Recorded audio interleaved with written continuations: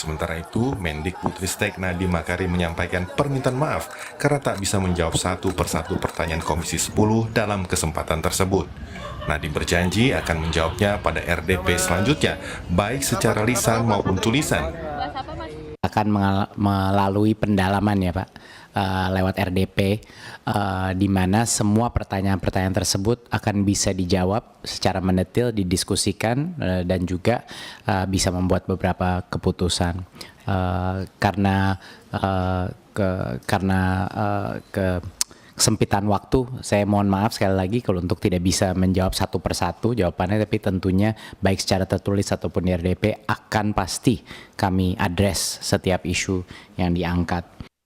Berdasarkan data Kemendikbudristek, pagu anggaran Kemendikbudristek alami peningkatan sejak tahun 2022, meski pagu anggaran tahun 2022 sebesar 72,99 triliun lebih kecil dibandingkan pagu anggaran tahun 2021 sebesar 81,5 triliun rupiah.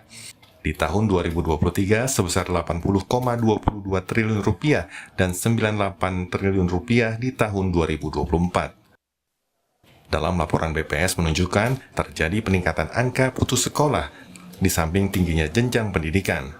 Padahal kualitas pendidikan formal menjadi salah satu indikator kemajuan suatu negara. Pendidikan dapat mencerminkan tingkah laku hingga sifat masyarakat melalui penerapan ilmu pada kehidupan sehari-hari. Tim Liputan Kompas TV. Mendikbudristek kena semprot anggota Komisi 10 DPR usai mengaku berkurangnya pagu anggaran untuk tahun 2024 yang lebih kecil dari tahun 2024. Komisi 10 menyoroti kinerja Nadiem dan jajarannya yang dianggap tidak proper. Lalu seperti apa sebenarnya potret dunia pendidikan Indonesia dengan dana yang sudah dianggarkan pemerintah? Kita berbincang malam hari ini bersama pengamat pendidikan Cecep Darmawan, dan sebenarnya kami juga sudah menghubungi beberapa anggota DPR dari Komisi 10, tapi masih belum ada kabar sampai dengan sekarang. Saya mau ke Pak Cecep. Selamat malam Pak Cecep. Malam Mbak Andre. Ya. Pak Cecep, jadi ini Bu Anita, anggota Komisi 10 DPR yang marah-marah. Jadi beralasan nggak sih marah-marahnya ini bahwa ada dana, pengelolaan dana di Kemendikbudristek yang ternyata ini dugaannya tidak dikelola dengan baik? Ya, pertama tentu ternyata ada juga ya anggota DPR yang bisa seperti itu. Gitu. Dan kita apresiasi dari semangat untuk perbaikan atau perubahan ya, bagaimana Kementerian Pendidikan ke depan. Nah, saya melihat bahwa itu sudah menjalankan fungsinya sebetulnya Bu Anita itu ya. Sebagai anggota DPR kan memiliki 3 fungsi, atau sebagai pengawas ya, kemudian sebagai legislatornya tentu gitu ya, fungsi pengawasan, fungsi legislasi ya, dan fungsi budgeting anggaran. Saya kira itu hal yang lumrah dilakukan oleh anggota dewan ya. Nah, yang menarik justru Bu Anita itu melaporkannya bukan hanya pada tahun berjalan 2023 ya, tapi juga katanya periksa tuh 2021, 2022. Nah, pertanyaannya kan dari mekanisme birokrasi ya, dari sisi pengawasan kan ada Inspektorat Jenderal ya. Mestinya sih Kementerian Pendidikan juga ya mendapat laporan yang signifikan Emang ada apa sih di tahun 2021, 2022, 2023? Ya, tadi kan disebutkan betapa anggaran itu besar ya. Misalnya yang kita tahu aja sekarang itu anggaran pendidikan 20% itu kan berapa ya? 660-an triliun ya, 665 triliun yang untuk 2024. Memang sebelumnya kurang dari itu, tetapi tetap itu 20% besar ya. Walaupun yang dikelola oleh Kementerian Pendidikan tidak sebesar itu tentunya ya.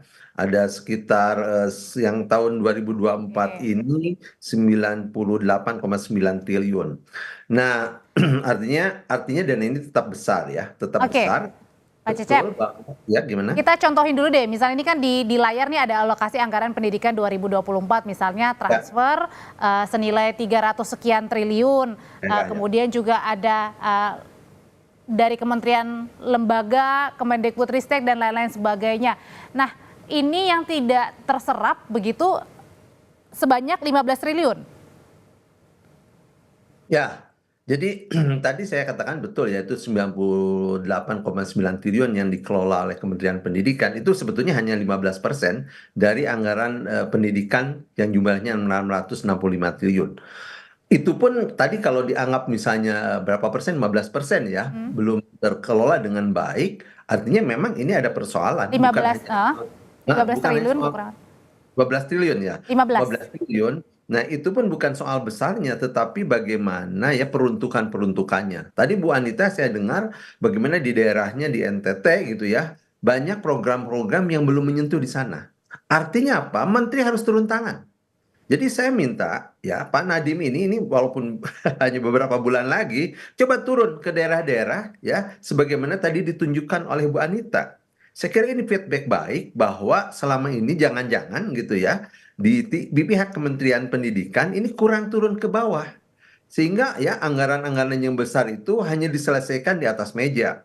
Padahal di Itu lapangan tidak. dugaannya apa kalau gitu? Anggarannya besar tadi tapi kemudian tidak terserap dengan baik. Misalnya guru belum terima SK yang sudah lulus PPPK, terus kemudian juga banyak bangunan yang kemudian masih terbengkalai yang harusnya sudah diperbaiki, ada anggarannya. Ini dugaannya kemana? Sampai-sampai harus nih melibatkan KPK.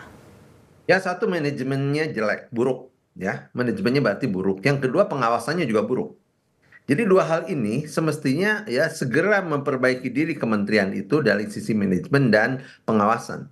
Sehingga kalau ada sekarang laporan dari Ibu Anita ke KPK ya sesuatu yang wajar Jadi menurut maksudnya saya. ada dugaan korupsi? Ya kita belum tahu ya nanti bagaimana investigasi KPK apakah itu ada indikasi korupsi atau tidak.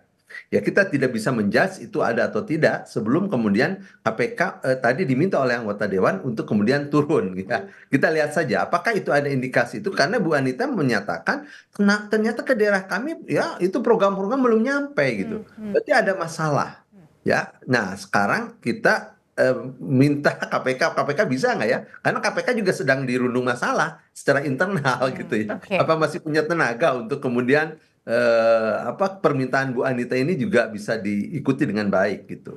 Tapi yang jelas dugaannya adalah ada masalah begitu ya, dan diharapkan dari Mendikbudristek juga akan menjelaskan kembali dalam rapat dengar pendapat bersama Komisi 10 ke depannya. Terima kasih Pak Cecep Darmawan, Ya, pengamat sama-sama. pendidikan sudah berbagi di Sapa Indonesia Malam.